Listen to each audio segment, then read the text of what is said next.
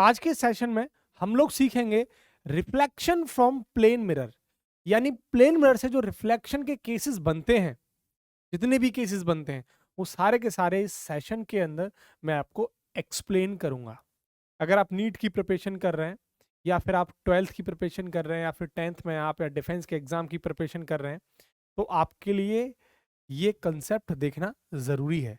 Plane mirror के questions exam में बनते हैं, राइट। देखो, पहला पॉइंट तो ये है कि जो इमेज बनती है प्लेन मिरर द्वारा वो हमेशा इरेक्ट बनती है, सीधी बनती है। दूसरा वर्चुअल बनती है, मतलब आभासी बनती है। अब वर्चुअल और रियल इमेज में क्या डिफरेंस होता है, ये नेक्स्ट वीडियो के अंदर मैं आपको कंप्लीट एक्सप्लेन करूंगा, रियल एंड वर्चुअल में डिफरेंस। खैर, और उसके बाद सेम साइज बनती है, मतलब जितनी ही साइज का आपका ऑब्जेक्ट होता है, मान लेते हैं ऑब्जेक्ट की जो हाइट है वो 5 मीटर है तो इमेज की भी हाइट 5 मीटर होगी।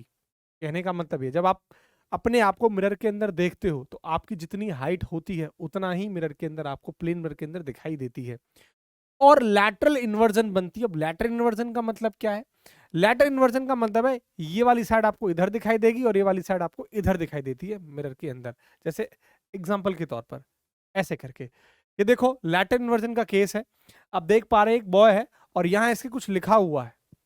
जैसे एग्जांपल के तौर पर मान के चलो इसकी टी शर्ट पे डी लिखा हुआ है ऐसे करके, तो जो डी मिरर में अब दिखाई देगा वो ऐसे दिखाई देगा, ऐसे करके, ऐसे करके, ठीक। इसे कहा जाता है लैटरल इन्वर्जन, पार्ट्स उल्टा, ठीक है। यानी ये एक कोई भाई साहब है और ये एक प्लेन मिरर है आपके पास, इससे लाइट रे गई, ये इसकी रिफ्लेक्टिंग सरफेस है, इधर पॉलिश हो रही है, टकराई, टकराने के बाद वापस आ गई, आपको दिखाई दे रहा है टकराने के बाद क्या गई, ये टकराई और ये फिर वापस हो गई। अब हमें ऐसा प्रतीत होगा ये इधर से कहीं से आ रही होगी, राइट। इसके बाद हमने एक लाइट रे और डाली, टकराई, टकराने के बाद क्या हुई, रिफ्लेक्ट हुई, और रिफ्लेक्ट होने के बाद हमें ये दिखाई देगा ये वाली जो रे कहीं इधर से आ रही होगी। ये हमें दो रे क्या दिख रही होंगी, मीट करती हुई दिखाई दे रही होंगी। तो वहां पर क्या बन जाएगी, आपकी इमेज बन जाएगी। तो हमें जो मीट करती हुई दिखाई दे रही हैं उसी को वर्चुअल इमेज कहा जाता है। वो मैं एक अलग से वीडियो में एक्सप्लेन करूंगा इसके बाद, राइट। तो ये देख सकते हैं आप, सीधा जैसा आपका ऑब्जेक्ट है वैसे ही उतना ही साइज का, है ना, इमेज आपका बन रहा है, सीधा बन रहा है। ऐसा नहीं कि सर नीचे हो पैर ऊपर हो, ऐसा नहीं है, राइट। और सेम साइज का बन रहा है, क्लियर। और लैटरल इन्वर्जन बन रहा है जो कि मैंने अभी आपको एक्सप्लेन किया, ठीक है। जैसे ये मेरा हाथ है, अगर मैं मिरर के अंदर इसको प्लेन मिरर के अंदर देखना चाहूं तो ये वाला अंगूठा जो मुझे इधर दिखाई देगा, ये वाला इधर साइड दिखाई देगा, ये वाला इधर साइड दिखाई देगा, ये वाला इधर देगा और ये वाला इधर देगा। कहने का मतलब इसकी जगह पर ये आपको दिखाई देगी, इसकी जगह पर ये आपको दिखाई देगी, राइट। दूसरा, it is the same distance behind the mirror as the object in front of it. जितनी दूरी पर आपका ये ऑब्जेक्ट रखा है प्लेन मिरर से उतनी ही दूरी पर आपकी इमेज बनेगी। मान लेते हैं आपका ऑब्जेक्ट 10 मीटर की दूरी पर रखा है तो इमेज भी प्लेन मिरर से 10 मीटर की दूरी पर बनेगी। यानी मान लेता हूं ये जो डिस्टेंस है वो x है, x मीटर प्लेन मिरर से, तो इमेज भी x मीटर की दूरी पर बनेगी। कहने का मेरा मतलब सीधा सीधा ये है, ठीक है। जैसे देख सकते हैं ये कंडीशन, ये भाई साहब आपके सामने खड़े हैं मिरर के सामने, ये पॉलिश्ड एरिया है प्लेन मिरर का, तो जितनी डिस्टेंस पर ऑब्जेक्ट रखा है उतनी डिस्टेंस पर उसकी इमेज बन रही है। दूसरी बात ये, ठीक है।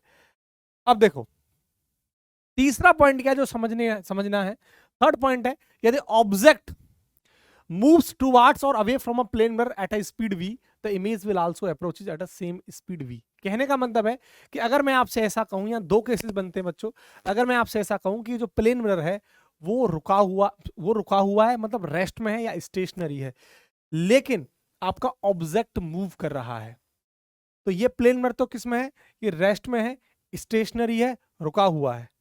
यदि आपका ऑब्जेक्ट मूव करे, इस मिरर की तरफ जाए या मिरर से दूर जाए, मिरर की तरफ जाए या मिरर की से दूर जाए, मान लेता हूं ये जो ऑब्जेक्ट है वो u स्पीड से इसकी तरफ जा रहा है, इसकी तरफ, इसकी तरफ, प्लेन मिरर की तरफ, तो इमेज उसको कितनी स्पीड से आती हुई दिखाई देगी, राइट। एक सवाल तो ये है। दूसरा, इमेज कितनी स्पीड से आ रही होगी। मैं दोबारा से रिपीट करना चाहूं कि जितनी, यानी अगर u स्पीड से इस मिरर की तरफ जा रहा है तो इमेज कितनी स्पीड से आ रही होगी, पहला सवाल। और दूसरा, इमेज इसको कितनी स्पीड से आती हुई दिखाई दे रही होगी। आपने रिलेटिव वेलोसिटी वाला एक कंसेप्ट पढ़ा होगा। जैसे एग्जांपल के तौर पर आप किसी ट्रेन में बैठे हुए हैं और सामने से एक ट्रेन आ रही है, तो ट्रेन की स्पीड क्या है, एक तो ये मैटर करेगा। दूसरा, आपको ट्रेन कितनी स्पीड से आती हुई दिखाई दे रही है, एक ही मैटर करेगा। मतलब दो चीज यहां से बनती हैं, ट्रेन कितनी स्पीड से आ रही है और आपको कितनी स्पीड से आती हुई दिखाई दे रही है। ये दो चीज यहां समझते हैं हम। तो बच्चों, अगर ऑब्जेक्ट यू स्पीड से जा रहा है तो इमेज भी मिरर की तरफ यू स्पीड से आ रही होगी। अगर ये ऑब्जेक्ट इस मिरर से यू स्पीड से दूर जा रहा है तो इमेज भी इस मिरर से यू स्पीड से दूर जा रही होगी। कहने का मतलब है जितनी स्पीड से ऑब्जेक्ट जाएगा, अगर ये 10 मीटर पर सेकंड से जा रहा होगा तो इमेज भी 10 मीटर पर सेकंड से जा रही होगी या आ रही होगी एज रेस्पेक्ट ऑफ ऑब्जेक्ट। मतलब जिस हिसाब से ऑब्जेक्ट आपका आ रहा हो या उससे दूर जा रहा हो। अगर लेकिन मैं आपसे बोलूं कि बताइए, अगर इस ऑब्जेक्ट टू इमेज कितनी स्पीड से आती हुई दिखाई दे रही होगी, मतलब रिलेटिव वेलोसिटी वाला कंसेप्ट। तो देखो, देखने वाला कौन है, ऑब्जर्वर। तो velocity of image with respect to object, या इसे क्या बोलते हैं, velocity of image as seen by object. देखने वाला कौन है, ऑब्जेक्ट। जो देखने वाला है मतलब ये हुआ ऑब्जर्वर, और ऑब्जर्वर को कहां लिखते हैं, लास्ट में। तो उसको कैसे निकाला जाता है, इमेज की स्पीड में से ऑब्जेक्ट को माइनस कर दो, जो पहले लिखा है उसमें से माइनस कर दो, दूसरे वाले को, लास्ट वाले को, ऑब्जर्वर को। अब देखो इमेज की स्पीड कितनी है, यहां पर एक कंसेप्ट अप्लाई होगा, वो है साइन कन्वेंशन, जो कि बहुत जरूरी है। थोड़ा सा मैं आपको बता दूं, हल्का सा साइन कन्वेंशन, कि अगर आप चाहते हैं कि मैं साइन कन्वेंशन एक प्रॉपर वीडियो लेके आऊं, तो आप कमेंट सेक्शन में कमेंट करके बताएं कि आपको रिक्वायरमेंट है। साइन कन्वेंशन की ऑप्टिक्स के अंदर बहुत बड़ा यूज है, और कई बार हम छोटी छोटी चीजों को गलत कर जाते हैं, प्लस माइनस को लेने में गलत कर जाते हैं, और ये सब हम साइन कन्वेंशन में सीखते हैं। ठीक है बच्चों, कहने का मेरा मतलब है कि साइन कन्वेंशन का मतलब ये हुआ कि देखो, जिस डायरेक्शन में इंसिडेंट रे जाती है उसको आप पॉजिटिव लेते हैं, और इससे अपोजिट डायरेक्शन को आप नेगेटिव लेते हैं। अब आप देखिए, इंसिडेंट रे ऐसी तो जाएंगी, ऑब्जेक्ट से ऐसी तो डलेंगी, इस वाली डायरेक्शन को आप क्या लेंगे, पॉजिटिव लेंगे, और इमेज इधर आ रही तो इस वाली डायरेक्शन को आप नेगेटिव लेंगे, क्योंकि इंसिडेंट रे के अपोजिट आप आ रहे हैं। तो कहने का मतलब जो इमेज की जो स्पीड है उसको आप माइनस से शो करेंगे। तो माइनस सिर्फ क्या बता रहा है, डायरेक्शन बता रहा है। फिर माइनस, और आप ऑब्जेक्ट इसी डायरेक्शन में जा रहा है जिस डायरेक्शन में इंसिडेंट रे है, तो यू, माइनस माइनस का 2u। माइनस सिर्फ क्या बता रहा है, डायरेक्शन बता रहा है कि वो जो इमेज है ऑब्जेक्ट की तरफ आ रही है। तो इस ऑब्जेक्ट को ये इमेज कितनी स्पीड से आती हुई दिखाई दे रही होगी, 2u स्पीड से आती हुई दिखाई दे रही होगी, दुगनी स्पीड से आती हुई दिखाई दे रही होगी। आई थिंक दोनों चीजें क्लियर हो गई होंगी। अगला पॉइंट ये है कि जब ये मिरर मूव करे और ऑब्जेक्ट भाई साहब रेस्ट में रहे, अपना ये अपना उसी जगह पर है जहां था, तब आपको इमेज कितनी स्पीड से आ रही होगी, ये है। यानी if the mirror is moving towards और अवे फ्रॉम द ऑब्जेक्ट, या तो ये मिरर ऑब्जेक्ट की तरफ आ रहा हो या इससे दूर जा रहा हो। ऑब्जेक्ट अपना किस में रहेगा, ये तो एट रेस्ट, विराम में रहेगा। इस बार मूव कौन कर रहा है, आपका मिरर, प्लेन मिरर, या तो इसकी तरफ आए या इससे दूर जाए। ठीक है, the image will move towards और away from the object with speed 2v। तो इमेज आपको कितनी स्पीड से आ रही होगी, इमेज बच्चों 2v स्पीड से आ रही होगी। अगर आपका मिरर, मैं आपसे कहूं, अगर आपका ये जो मिरर है वो u स्पीड से इस ऑब्जेक्ट की तरफ आ रहा है, तो इमेज 2v स्पीड से आ रही होगी ऑब्जेक्ट की तरफ, यानी दुगनी स्पीड से। ठीक है, जब मिरर मूव कर रहा होगा। और जब मिरर मूव नहीं कर रहा होगा, ऑब्जेक्ट मूव कर रहा होगा, तब इमेज v स्पीड से आ रही होगी। अगली बात, to see his full image in a plain mirror a person requires a mirror of at least half of his height. कहने का मतलब है कि मान लो मेरी हाइट 5 मीटर है, मान लेते हैं एग्जांपल के तौर पर 5 मीटर हाइट है। तो अगर मुझे अपनी इमेज मिरर के अंदर देखनी है, प्लेन मिरर के अंदर देखनी है, तो प्लेन मिरर की हाइट कितनी होनी चाहिए, आधी होनी चाहिए। यानी अगर मुझे अपनी उसमें कंप्लीट इमेज देखनी है तो प्लेन मिरर की हाइट आधा होनी चाहिए। मैंने यही बोला है, अगर मेरी हाइट ऑफ पर्सन h है तो मिरर को भी आधा होना चाहिए। होता क्या है, जैसे इंसिडेंट रे जैसे आप डालोगे इस पर, अगर आप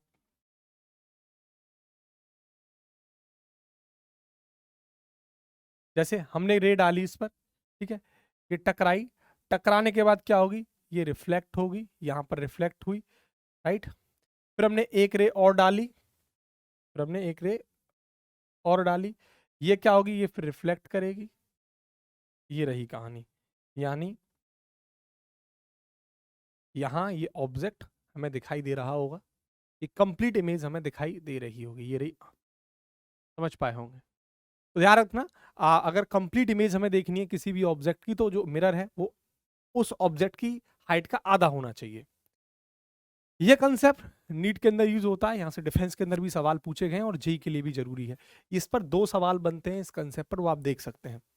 पहला point, if incident ray is rotated by angle theta while keeping mirror fixed, then reflected ray rotated by same angle in opposite sense। मतलब क्या है मेरा, मैं ये बोल रहा हूं कि अगर आप देखिए आपका ये जो मिरर है, ये रहा मिरर को हमने फिक्स कर दिया, मिरर रोटेट नहीं कर रहा, आराम से फिक्स है। अगर मिरर फिक्स है बच्चे, लेकिन इंसिडेंट रे को एंगल थीटा से रोटेट किया जाता है, तो जो रिफ्लेक्टेड रे वो कितने एंगल से रोटेट होगी। मैंने लिख दिया कि थीटा से रोटेट होगी, लेकिन कैसे होगी वो मैं आपको एक्सप्लेन करने वाला हूं। देखो कैसे। अगर मैं आपसे कहूं ये मेरा मिरर था, राइट, जिसको मैंने फिक्स कर दिया, जो रोटेट नहीं कर रहा, और ये मेरा पहले नॉर्मल है, ये रहा नॉर्मल, राइट। ये मेरी रही इंसिडेंट रे पहले वाली, राइट। अब इंसिडेंट रे ये रही, राइट। अब इंसिडेंट ये रही और ये रिफ्लेक्टेड रे रही। कोई दिक्कत, पहले की सिचुएशन है। अभी हमने इंसिडेंट रे को एंगल थीटा से रोटेट नहीं कराया है, तब की सिचुएशन है। दोबारा रिपीट कर दूं, ये रहा मिरर जो फिक्स है, ये रही नॉर्मल रे, ये रही इंसिडेंट रे और ये रही रिफ्लेक्टेड रे। आप सब जानते हैं ये नॉर्मल के साथ इंसिडेंट रे एंगल आई बनाएगी और रिफ्लेक्टेड रे एंगल आर बनाएगी। लॉ ऑफ रिफ्लेक्शन को फॉलो करेंगे तो एंगल आई और आर बराबर होंगे। अगर मैं इसको ऐसा कर दूं, यहां पर एंगल आई रख दूं, तो भी कोई बुराई आपको नहीं होनी चाहिए, क्योंकि आई और आर बराबर होंगे। कोई दिक्कत। अच्छा, अब आती है बात यहां पर कि अगर इंसिडेंट रे को, ये पहले वाली इंसिडेंट रे, उसको एंगल थीटा से रोटेट कर दिया जाए, तो रिफ्लेक्टेड रे कितने एंगल से रोटेट होगी। ये है कहानी। मतलब ये आपसे निकलवा रहा है, ये आपसे निकलवा रहा है। अब बात समझ में आई। जब आप इसको एंगल थीटा से रोटेट कर रहे होंगे, तो ये कितने एंगल से रोटेट होगी रिफ्लेक्टेड रे। ये है कहानी, ये पूछ रहा है आपसे। तो प्यारे बच्चों, सिंपल सी बात है, देखो कैसे आप कैलकुलेट करोगे। सीधी सी बात है। अगर मैं आपसे ऐसा कहूं कि ये नॉर्मल है, ये इंसिडेंट रे है, तो ये एंगल तो आई बनेगी। ये रिफ्लेक्टेड रे है, नॉर्मल है, तो उससे एंगल आर बनेगा, और आई और आर बराबर होते हैं तो मैं इसको आई कह सकता हूं। कोई दिक्कत। लेकिन ये इंसिडेंट रे, अब एंगल थीटा घूम गई, तो अब नॉर्मल से जो एंगल बन जाएगा वो कितना बन जाएगा, आई प्लस थीटा। बोलो हाँ कि ना। अब जो नई वाली इंसिडेंट रे जो एंगल थीटा से रोटेट कर रही है, तो नॉर्मल से एंगल कितना बन जाएगा टोटल, आई प्लस थीटा। क्लियर। तो अब पहले जो रिफ्लेक्टेड रे थी वो एंगल आई बनाया, लॉ ऑफ रिफ्लेक्शन को फॉलो किया, तो इसने जो नई रिफ्लेक्टेड रे आई है, ये भी कितना एंगल रोटेट होगी, i plus theta. Law of reflection follow होगा, क्योंकि अगर ये आई प्लस थीटा से रोटेट होगी, देखो ये जो इंसिडेंट रे एंगल थीटा है ना, और ये पूरा एंगल यहां से कितना आ गया, आई प्लस थीटा। तो ये जब पूरा एंगल इंसिडेंट रे का आई प्लस थीटा है, तो रिफ्लेक्टेड रे का भी कितना आएगा, आई प्लस थीटा नॉर्मल से, क्योंकि एंगल ऑफ रिफ्लेक्शन क्या, एंगल आई बराबर आर। मतलब ये वाला एंगल और ये वाला एंगल बराबर हो जाएगा। अगर मैं आपसे बोलूं कि ये आई प्लस थीटा है और ये वाला एंगल आई है, इस पूरे में से इसको माइनस कर दूं, इस पूरे में से इसको माइनस कर दूं, तो क्या प्यारे बच्चों ये निकल के नहीं आएगा, बिल्कुल आएगा। तो आई प्लस थीटा में से आई को माइनस कर दिया, तो क्या बचा, थीटा बचा। यानी आई प्लस थीटा में से आई को माइनस कर दिया, खत्म, तो क्या बचा, थीटा। मतलब ये रिफ्लेक्टेड रे भी थीटा एंगल से रोटेट होगी। अगर इंसिडेंट रे एंगल थीटा से रोटेट हुई है, तो रिफ्लेक्टेड रे भी एंगल थीटा से रोटेट होगी, but in opposite sense. Opposite sense का मतलब क्या, आप देख सकते हैं कि ये जो इंसिडेंट रे है, ये एंगल थीटा से रोटेट हो रही है, और रिफ्लेक्टेड रे भी एंगल थीटा से रोटेट हो रही है। आप देख सकते हैं इस डायरेक्शन में और ये भी इस डायरेक्शन में, मतलब इन अपोजिट सेंस। अगर ये एंटी क्लॉकवाइज हो रही है, तो ये क्लॉकवाइज रोटेट होगी। तो ये है मेरा अपोजिट सेंस। अगर दोनों ही एंटी क्लॉकवाइज में रोटेट होती तो वो सेम सेंस हो जाता, या दोनों ही क्लॉकवाइज में होती तो सेम सेंस हो जाता। लेकिन अपोजिट सेंस का मतलब क्या है कि ये एंटी क्लॉकवाइज है और दूसरी क्लॉकवाइज है। समझ पा रहे हैं आप, क्लियर। तो ये इसलिए मैं बोल रहा हूं ये एंगल थीटा से रोटेट होगी, but in opposite sense, in opposite signs. I think ये बात क्लियर होगी, तो ध्यान रखना ये बात। अगला कंसेप्ट क्या है, इस बार क्या करा हमने, इंसिडेंट रे को फिक्स रखा। क्या करा, इंसिडेंट रे को फिक्स रखा, लेकिन इस मिरर को हमने एंगल थीटा से रोटेट किया। पहले केस में इसका जस्ट उल्टा था। अब हमने क्या करा, जो रेड रेड वाली आपको दिख रही है ये पहले की कहानी है, और जो ग्रीन कलर आपको दिख रहा है ये जब एंगल को हमने जब हमने मिरर को रोटेट कर दिया तब की कहानी है। अब आराम से आपको समझ में आएगा, ध्यान से एक चीज को समझना। ये पहले की कहानी, ये रहा आपका मिरर। मैंने क्या करा, ये पहला रहा मिरर, ये पहला नॉर्मल है, ये पहली इंसिडेंट रे है, और ये पहली रिफ्लेक्टेड रे है। ठीक, अब हमने क्या करा, हमने थीटा एंगल से किसको रोटेट किया, मिरर को रोटेट किया। जब बच्चों में थीटा एंगल से इस मिरर को रोटेट करूंगा तो क्या मेरा नॉर्मल भी रोटेट होगा एंगल थीटा से। देखो ये पहले था मेरा क्या, ये मिरर था, लेकिन अब मैं ये मेरा नॉर्मल था, ये मिरर और ये पहले वाला नॉर्मल, लेकिन जैसे ही मैं इस मिरर को एंगल थीटा से रोटेट करूंगा तो क्या नॉर्मल भी एंगल थीटा से रोटेट करेगा। समझ पा रहे हो ना, ये पहली वाली सिचुएशन, मिरर को मैंने एंगल थीटा से रोटेट किया तो क्या नॉर्मल भी रोटेट हुआ। तो आप देख सकते हैं जो ग्रीन वाला है ये नया नॉर्मल है जो कि एंगल थीटा से रोटेट हो गया। अब इंसिडेंट रे को हमने फिक्स रखा, तो हमसे यही पूछ रहा है कि अब जो नई रिफ्लेक्टेड रे है ये कितने एंगल से रोटेट हो रही होगी, ये पूछ रहा है। उम्मीद करूंगा बात तुम्हें समझ में आई होगी। कैसे कैलकुलेट करते हैं वो मैं एक्सप्लेन करता हूं। क्लियर, देखो हमको पता है कि नॉर्मल के साथ जो इंसिडेंट रे है वो कितना एंगल बनाएगी, ये एंगल बनाएगी आई। ठीक, यहां तक बात क्लियर। अब आप देखो, अब आप देखो, ये रही हमारी इंसिडेंट रे के साथ एंगल आई, और ये रही हमारी रिफ्लेक्टेड रे। तो ये नॉर्मल हमारा जो पहला वाला इसके साथ जो एंगल बनाएगा वो आर बनाएगा, और लॉ ऑफ रिफ्लेक्शन को मैं फॉलो कर लूं तो आई बराबर आर हो जाएगा। तो कोई बुराई वाली बात है अगर मैं इसको आई मान लूं तो, अगर मैं इसको आई मान लूं तो कोई बुराई वाली बात है, बिल्कुल नहीं है। इतनी बात तुम्हें समझ में आ गई।